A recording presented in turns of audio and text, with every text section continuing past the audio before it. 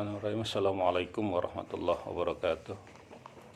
Alhamdulillah kita masih diberikan kesehatan oleh Allah Subhanahu wa taala sehingga kita masih bisa melakukan aktivitas sehari-hari kita, di antaranya itu pembelajaran secara daring atau pembelajaran secara jarak jauh. Baiklah, kalian siapkan buku kalian, buku PAI. Pada kali ini Bapak akan menjelaskan bab 4, yaitu halaman 22, menjelaskan tentang lebih dekat kepada Allah dengan mengamalkan sholat sunnah. Pengertian sholat sunnah, sholat sunnah itu bisa dikerjakan secara berjamaah dan bisa juga dikerjakan secara munfarid, bahkan bisa dikerjakan secara berjamaah dan munfarid. Yang pertama pengertian sholat sunnah berjamaah. Jadi sholat sunnah berjamaah adalah sholat sunnah yang dikerjakan secara bersama-sama, di mana salah seorang berdiri sebagai imam dan yang lainnya menjadi makmum. Itu adalah sholat sunnah secara berjamaah. Dan yang kedua ada sholat sunnah secara munfarid. Munfarid ini artinya sendirian, sendirian. Jadi sholat sunnah secara munfarid adalah sholat sunnah yang dikerjakan secara sendiri-sendiri. Jadi mengerjakan sholatnya hanya sendiri. Itu sholat sunnah secara munfarid. Nah, ada pun macam-macam sholat sunnah. Ini macam-macam sholat sunnah. Ditinjau dari segi cara melaksanakan sholat sunnah itu terbagi menjadi 3. Ada sholat sunnah yang dikerjakan secara berjamaah, ada sholat sunnah yang dikerjakan secara munfarid, dan ada sholat sunnah yang dikerjakan secara berjamaah maupun secara munfarid. Mana contohnya sholat sunnah secara berjamaah? Nah, contoh sholat sunnah secara berjamaah adalah contoh seperti Idul Fitri. Nah, Idul Fitri ini dilakukan secara berjamaah, baik di masjid maupun di rumah. Kita kerjakan secara berjamaah, terdiri dari imam dan terdiri dari makmum. Yang kedua adalah sholat sunnah yang Idul Adha. Idul Adha pun kita kerjakan secara berjamaah, baik di rumah maupun di masjid. Di rumah bersama-sama keluarga, di masjid itu bersama para jamaah yang lainnya. Terus selanjutnya sholat yang dikerjakan secara berjamaah adalah sholat khusyuk. Sholat khusyuk. Apa sih sholat khusyuk? Sholat khusyuk itulah sholat sunnah gerhana matahari. Jadi kalau ada gerhana matahari, kita disunahkan untuk melaksanakan sholat khusyuk. Itu pun dikerjakan secara berjamaah. Terus setelah itu apa? Sholat sunnah khusyuk. Ada sholat sunnah khusyuk, ada sholat sunnah khusyuk. Nah, sholat sunnah khusyuk ini adalah sholat sunnah gerhana bulan. Jadi kalau di malam hari terjadi gerhana bulan, maka kita disunahkan untuk melaksanakan sholat khusyuk atau sholat gerhana bulan. Terus selanjutnya ada sholat istisqa. Sholat istisqa, apa sih sholat istisqa? Sholat istisqa adalah sholat meminta hujan. Itu sholat istisqa, itu pun dilakukan secara berjamaah. Terus yang kedua ada sholat sunnah yang dikerjakan secara munfarid atau sendiri-sendiri. Mana contohnya? Sholat sunnah rawatib. Nah, sholat sunnah rawatib ini kita kerjakan sendiri-sendiri, semacam setelah kita sholat zuhur atau sesudah sholat zuhur. Ba'diyah dan qobliyah. Itu kita kerjakan secara sendiri-sendiri. Terus sholat tahiyatul masjid.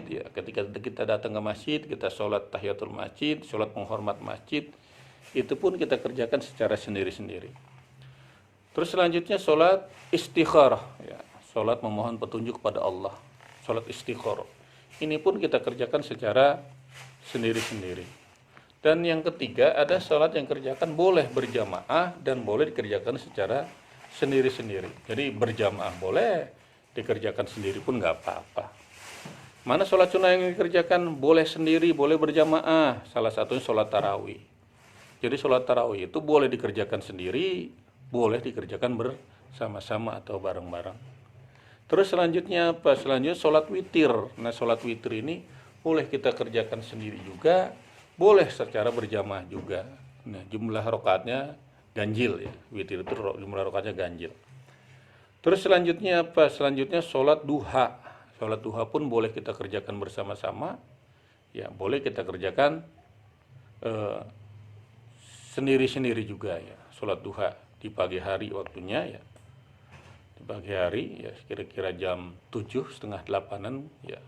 Dimulainya sholat duha, itu boleh 2 rakaat, boleh 4, boleh 6, boleh 8, boleh 12, boleh 10. Ya, itu kita laksanakan. Terus selanjutnya adalah sholat tahajud. Ya. Sholat tahajud pun boleh dikerjakan berjamaah, boleh dikerjakan sendiri. Dan yang terakhir adalah sholat tasbih. Sholat tasbih pun sama, boleh kita kerjakan bersama-sama, boleh juga sendiri. Nah, selanjutnya ya, sholat kita bahas tentang sholat sunnah berjamaah. Yang pertama tadi kita bahas ya, atau kita jelaskan tentang sholat Idul Fitri. Nah, sholat Idul Fitri adalah sholat sunnah 2 rakaat yang dilaksanakan pada tanggal 1 Syawal. Ya, setelah melaksanakan puasa Ramadan 1 bulan lamanya. Jadi sholat Idul Fitri itu dilaksanakan pada tanggal 1 Syawal. Ya, di pagi hari 1 Syawal. Ya. Nah, hukum melaksanakan sholat sunnah Idul Fitri adalah sunnah muakkad. Apa sih sunnah muakkad? Sunnah muakkad adalah sunnah yang sangat dianjurkan, ya, bahkan mendekati kepada wajib. Itu sunnah muakkad. Nah, waktu pelaksanaannya adalah sesudah terbit matahari sampai tergelincirnya matahari. Ya, itu pelaksanaan sholat Idul Fitri. Jadi kalau sholat Idul Fitri setelah sholat zuhur nggak boleh, apalagi asar. Tuh. Nah, tata caranya adalah sholat Idul Fitri ya sudah kita ketahui. Imam memimpin sholat Idul Fitri diawali dengan niat di dalam hati, tapi dilapazkan ya. Niat itu di dalam hati, tapi dilapazkan hukumnya sunnah. Niat wajib, melapazkan sunnah. Mana lapaznya? Usolli sunnatal Idul Fitri rakaataini lillahi ta'ala. Kalau sana dia jadi jadi imam, usolli sunnatal Idul Fitri rakaataini imaman lillahi ta'ala. Nah, kalau jadi makmum, usolli sunnatal Idul Fitri ya rakaataini adaan makmuman lillahi ta'ala. Nah, di dalam hati ketika ketika menjumpai Allahu Akbar, di dalam hati kita niat, saya niat sholat Idul Fitri 2 rakaat karena Allah Ta'ala. Ya, jadi sekali lagi melapazkan sunnah tapi niat wajib. Ya, kalau tidak niat sholat maka sholatnya dikatakan tidak sah. Terus selanjutnya yang kedua ada rakaat ketika selesai niat dia mengucap Allahu Akbar. Nah, setelah Allahu Akbar ya Allahu Akbar pertama itu ya membaca doa iftitah.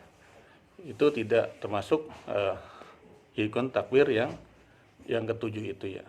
Nah, rakaat pertama setelah takbiratul ihram dilanjutkan takbir 7 kali. Tuh.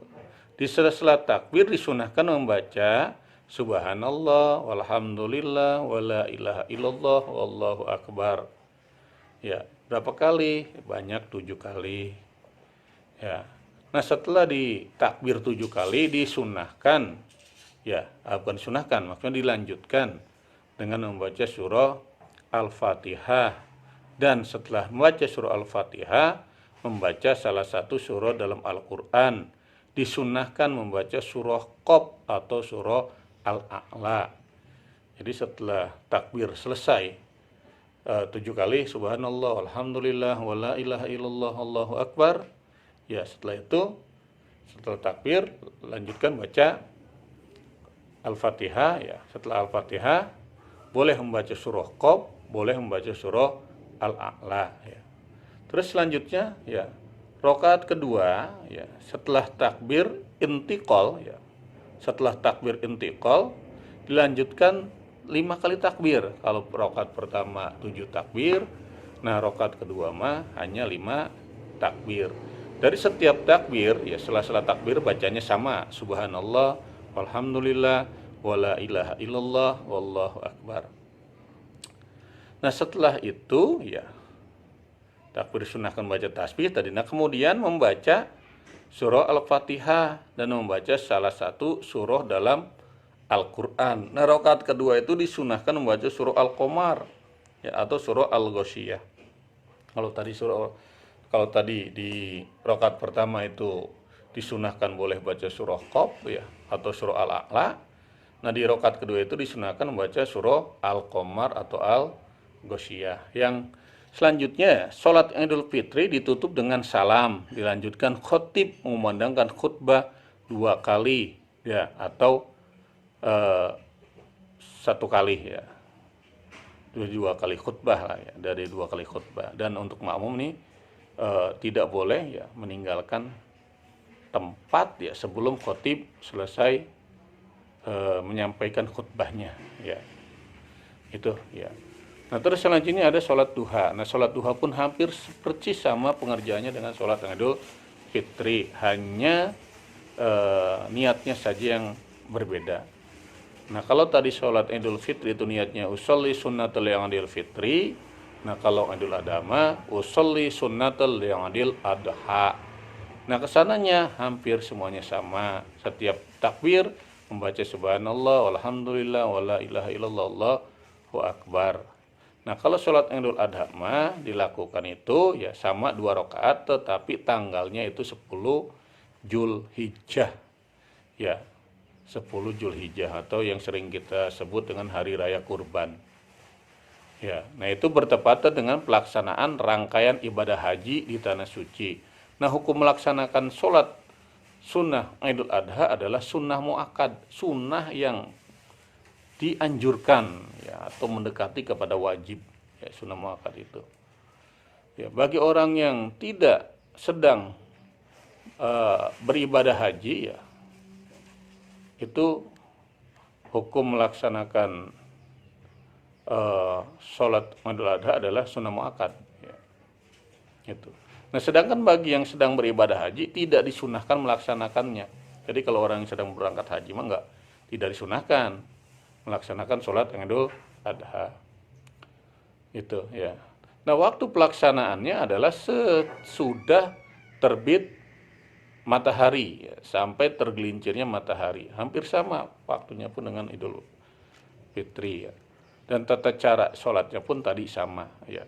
Hanya ada perbedaan ketika sholat Idul Adha ketika sholat Idul Fitri kita disunahkan ya sebelum berangkat itu terlebih dahulu kita makan ya. Kita makan itu disunahkan.